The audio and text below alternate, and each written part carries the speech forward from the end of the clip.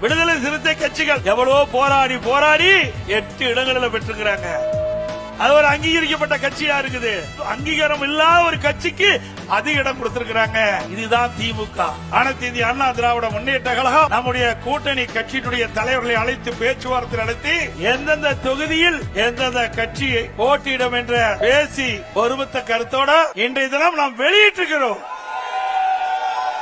அது மட்டுமல்ல, அனைத்து இந்திய அண்ணா திராவிட முன்னேற்ற கழகம் முதற்கட்ட வேட்பாளர் பட்டியலில் அறிவிக்கப்பட்ட கட்சி அண்ணா திமுக கட்சி.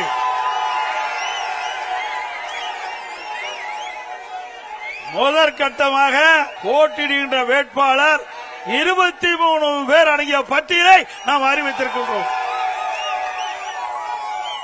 இன்னும் ஓரிரு நாட்களில் அனைத்து இந்திய அண்ணா திராவிட முன்னேற்ற கழக வேட்பாளர்கள் போட்டியிடுகின்ற பட்டியல் முழுமையும் வெற்றி அறிவிக்கப்படும் என்பதை மகிழ்ச்சியோடு தெரிவித்துக்கிறேன்.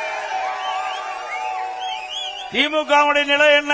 திராவிட முன்னேற்ற கழகம் கூட்டணி அமைப்பதற்கு 20 நாட்களா போராடிட்டு இருக்காங்க. ஒவ்வொரு கட்சியும் பதறிக்கொண்டிருக்கின்றது. திராவிட முன்னேற்ற கழக தலைமையிலே அமைக்கப்பட்ட கூட்டணி கட்சிகள் போராடி போராடி அவர்கள் தொகுதியை பெற வேண்டிய அவல நிலை அந்த கூட்டணியிலே இருக்கின்றது. அதிமுக அப்படி அல்ல. அதிமுக தலைமையிலே அமைக்கப்படுகிற தேசிய ஜனநாயக கூட்டணி கட்சிகள் தலைவர்கள் சுதந்திரமாக இருக்கின்றார்கள். திமுக கூட்டணியில் அங்கம் வைக்கின்ற கட்சிகள் அடிமையாக இருந்து கொண்டிருக்கின்றது. ஸ்டாலின் பேசுகிறார், கூட்டணி கட்சி தலைவர்கள் பேசுகிறார்கள். 10 ஆண்டு காலமாக தொடர்ந்து திராவிட முன்னேற்ற கழக தலைமையிலே பயணித்துக் கொண்டிருப்போம் என்று இருக்கிறோம் என்று.